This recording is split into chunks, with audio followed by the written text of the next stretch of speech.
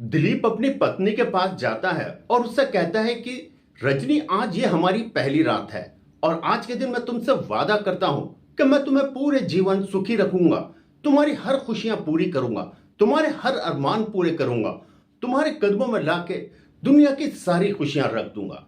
इतने सारे वादे करने के बाद दिलीप अपनी पत्नी रजनी से कहता है कि क्या तुम भी मुझसे कुछ कहना चाहोगी।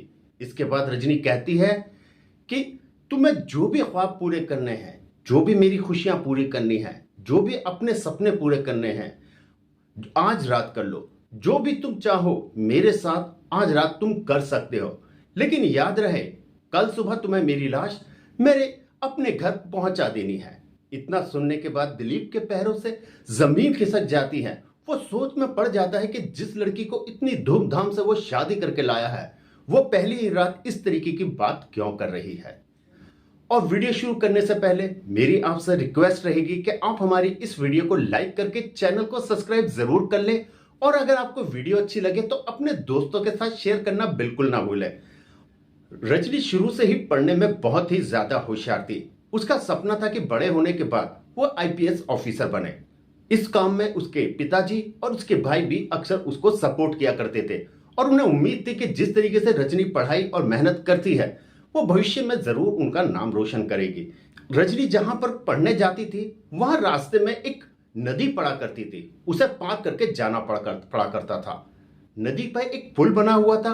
पुल थोड़ी ऊंचाई पर बना हुआ था, इसलिए उस पुल के बीचों बीच खड़े होने पर आसपास का नजारा देखने का एक अलग ही आनंद आता था। इसलिए उस पुल से गुजरने वाले लोग अक्सर उस पुल पर रुक जाया करते थे और उस पुल को आसपास से देखा करते थे, और उस पुल पे बहुत ठंडी ठंडी हवा भी आया करती थी। अक्सर रजनी को भी इसी पुल से होकर जाना पड़ता था, और वो अपनी सहेलियों के साथ जब कॉलेज से वापस आती थी तो पुल पर रुक जाया करती थी और कुछ देर रुक के वहां पर आसपास में घूमना और चीजों को देखा करती थी। उसी पुल के नीचे बहुत सारे मछुआरे मछलियां पकड़ने भी आया करते थे। उन्हीं मछुआरों में एक लड़का था अमित, जो देखने में बहुत ही हैंडसम था। वो भी मछलियां पकड़ा करता था, लेकिन उसके अंदर एक टैलेंट था। जितनी देर में दो मछुआरे मछलियां पकड़ते थे, इतनी देर में वो अकेला मछलियां पकड़ लिया करता था। ये चीज ऊपर से रजनी और उसकी सहेलियां देखा करती थी और वो आपस में बात करती थी कि लड़का कितना टैलेंटेड है, कितनी फास्ट मछलियां पकड़ता है। एक बार हमें इससे पूछना चाहिए कि आखिर वो कौन सा टैलेंट है कि ये मछलियां इतनी तेजी से पकड़ लेता है। इसलिए अगले दिन वो फिर से कॉलेज से आती हैं, पहले पुल पर रुक के देखती हैं कि नीचे अमित मछलियां पकड़ रहा है। उसकी सहेलियां तय करती हैं कि उसके पास चले। वो जाती हैं और उससे पूछती हैं कि तुम इतनी अच्छी मछलियां कैसे पकड़ लेते हो। ये सुनने के बाद अमित कहता है कि ये तो बहुत आसान है, तुम भी चाहो तो तुम भी पकड़ सकते हो। इसके बाद रजनी कहती है कि हाँ, मुझे भी मछली पकड़ना सिखा दो, मुझे बहुत अच्छा लगता है।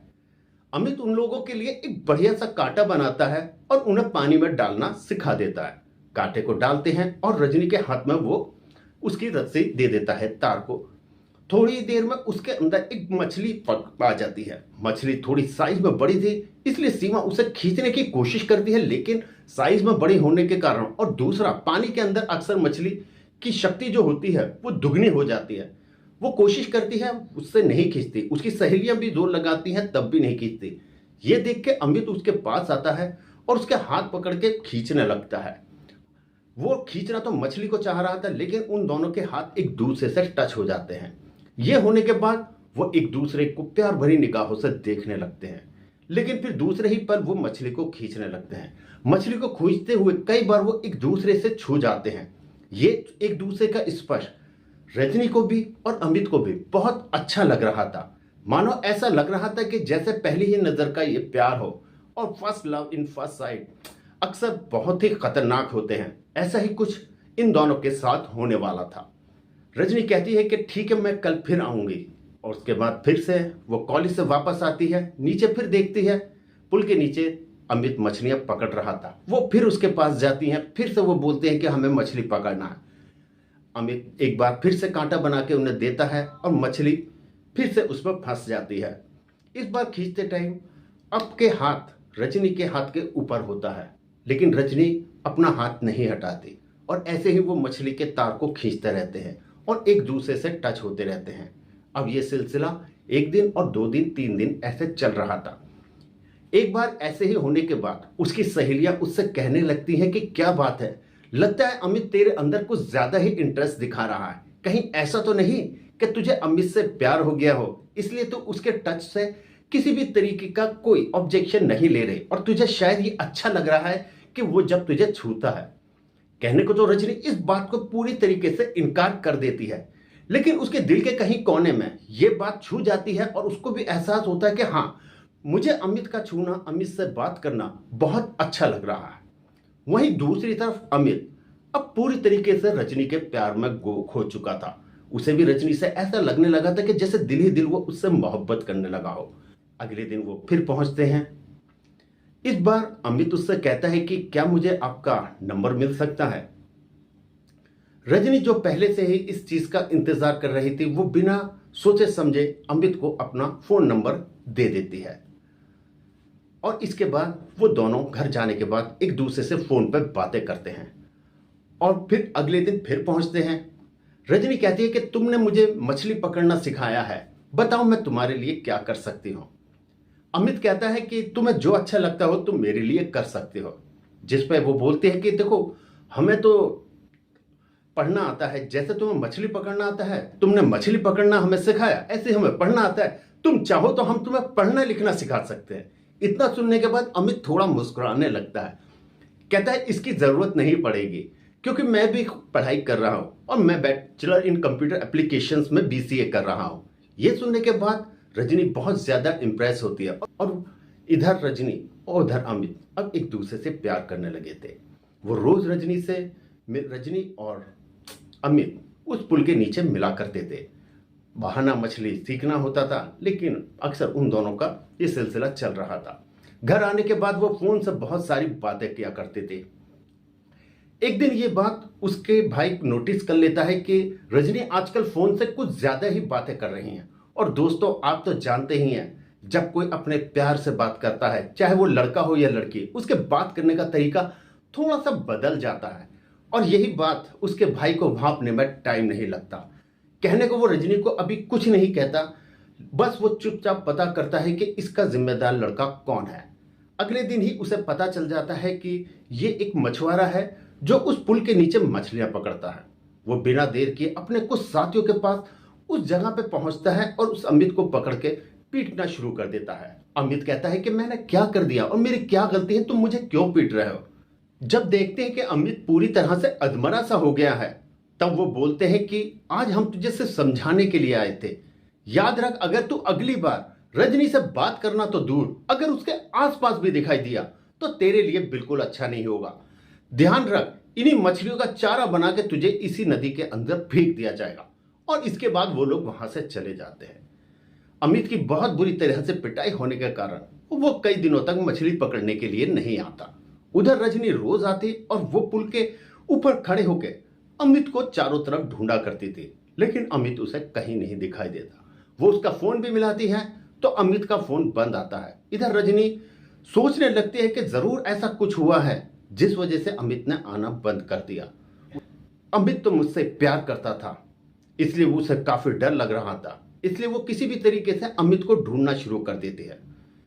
3-4 दिन के बाद अमित एक बार फिर से उस पुल के नीचे दिखाई देता है। रजनी दौड़ी दौड़ी अमित के पास जाती है और उससे पूछती है कि आखिर तुम इतने दिन से क्यों नहीं आ रहे थे। अमित उसे सारी बात बताता है और बताता है कि साथ ही उसके भाई ने उसे धमकी भी दी है। लेकिन रजनी कहती है कि मैं तुमसे सच्चा प्यार करती हूं और मैं तुम्हारे बिना नहीं रह सकती और मेरा ये जिंदगी सिर्फ तुम्हारे लिए है। अगर तुम नहीं होगे तो मेरे लिए कुछ नहीं होगा। यह सुनने के बाद अमित कहता है कि अगर तुम मुझसे सच्चा प्यार करती हो और हमेशा मेरे साथ रहना चाहती हो तो मैं भी वादा करता हूं कि चाहे मेरी जान चली जाए, लेकिन मैं तुम्हारा साथ कभी नहीं छोड़ूंगा। इसके बाद उन लोगों का प्यार और मजबूत हो जाता है। फिर वो थोड़ा थोड़ा छिप छिप के मिलके बातें करने लगे। अक्सर छिपके ही फोन से बात करते थे। लेकिन इश्क और मुश्क कब तक छिपता है। कुछ ही दिनों में एक बार फिर से उसके भाई को ये भनक लग जाती है कि अभी भी वो एक दूसरे के टच में है और अभी भी लगातार वो एक दूसरे से बातें कर रहे हैं। ये बात उनको बिल्कुल बर्दाश्त नहीं होती, क्योंकि अब उनकी प्रतिष्ठा पे ये बात आ चुकी थी कि उसके कहने के बाद भी एक मामूली सा मछली पकड़ने वाला अभी भी उसकी बहन के पीछे पड़ा हुआ है। इसलिए इस बार उसके चाचा, उसका भाई और कुछ गांव के दूसरे लोग इकट्ठा होते हैं और फिर से जाके अमित को इस बार बहुत ज्यादा मारपीट करते हैं। लेकिन चांस की बात थी कि जिस समय वो उसे पीट रहे थे तभी रजनी के कॉलेज की छुट्टी हो गई थी और वो उसी पुल के ऊपर खड़ी हुई ये सब देख रही थी। वो दौड़ी दौड़ी जाती है और जाके अमित को बचाने लगती है और कहती है कि भाई इसे क्यों मार रहे हो, गलती तो मेरी भी उतनी है, अगर मारना है तो मुझे भी बराबर मारो, क्योंकि प्यार तो मैं भी इससे इतना ही करती हूँ जितना ये मुझसे करता है। लेकिन उसके भाई, चाचा और दूसरे लोग आखिर रजनी को कैसे कुछ कह सकते थे। अब ये वो लोग सोचते हैं कि ये बात लंबी हो सकती है, इसलिए वो करते हैं कि रजनी को साथ ले जाते हैं और अमित को वहीं पर छोड़ के चले जाते हैं। जल्द ही अमित को एक फर्जी केस में फंसवा देते हैं। इसके बाद उसे जेल भेज दिया जाता है। इधर रजनी फिर से कॉलेज आना जाना शुरू कर देती है, लेकिन रजनी अभी भी अमित को नहीं भूल पा रही थी। जब ये बात इसके भाई को समझ में आती है तो भाई अपने पिता से और अपने चाचा से बात करता है और तय करता है कि इसकी जल्द से जल्द हम कहीं शादी कर देते हैं, ताकि जब ये यहाँ से चली जाएगी तब सब कुछ ठीक हो जाएगा। इसके बाद रिश्ता ढूंढा जाता है। कई रिश्तों के बाद एक रिश्ता समझ आता है जिसका नाम होता है लड़के का दिलीप।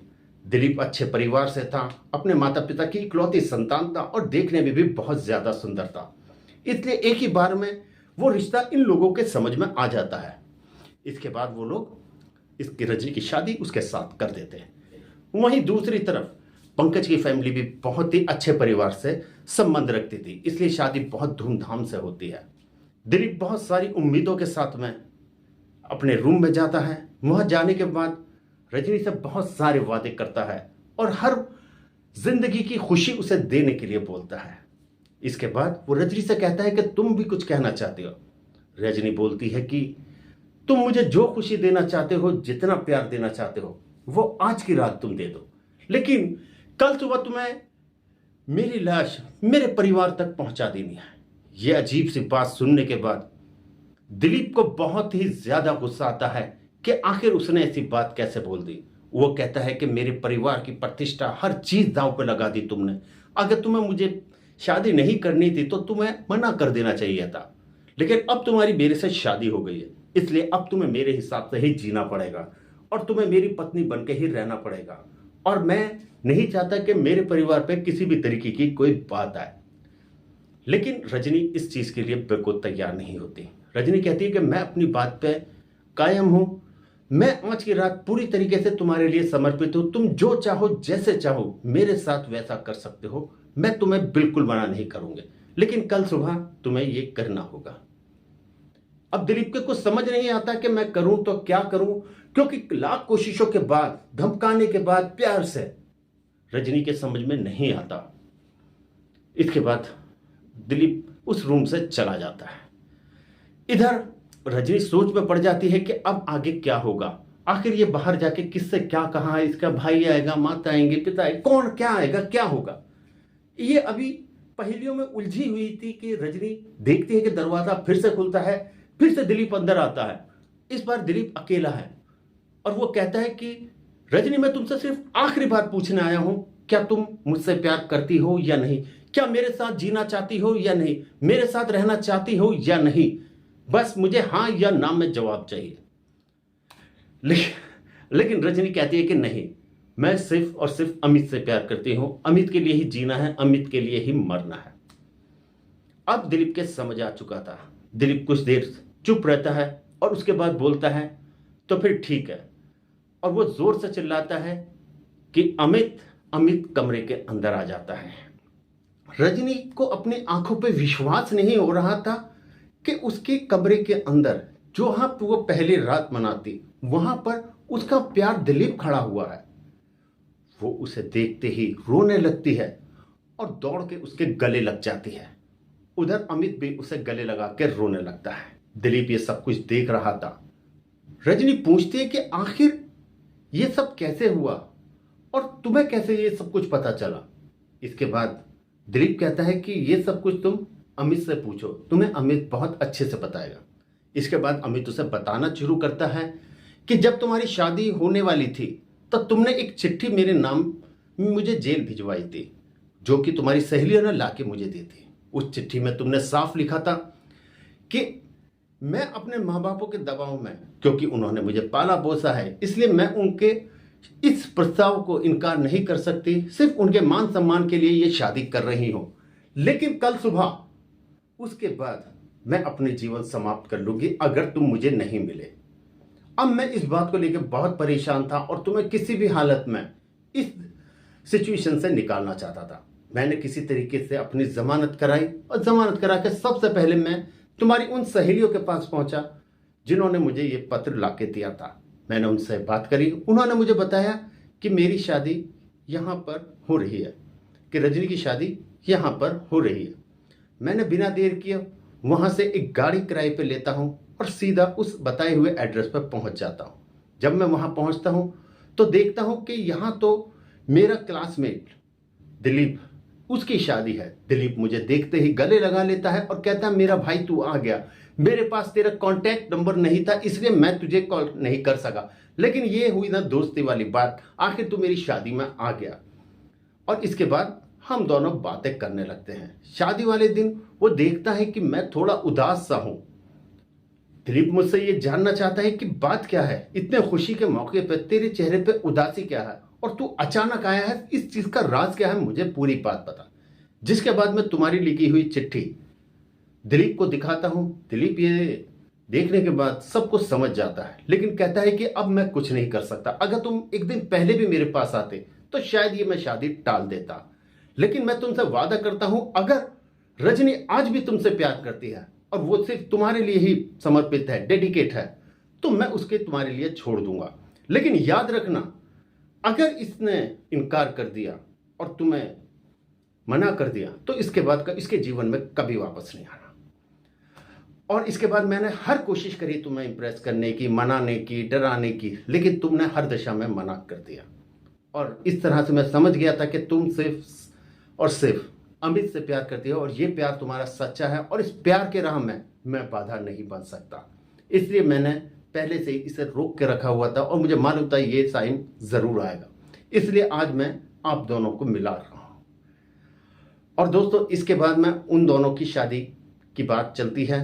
इधर रजनी बोलती है कि मेरे माता पिता, मेरा भाई और दूसरे लोग हैं वो बहुत ज़्यादा गुस्से वाले हैं और पावरफुल हैं, वो कुछ भी कर सकते हैं। वो कहता है इस चीज़ की तुम टेंशन मत लो, हम लोग भी अच्छे परिवार से हैं, हमारे परिवार में भी बहुत से लोग अच्छी अच्छी पोजीशंस पर हैं, मेरे पिताजी खुद एक वकील हैं, तो तुम्हें किसी भी तरीके की कोई परेशानी नहीं होगी।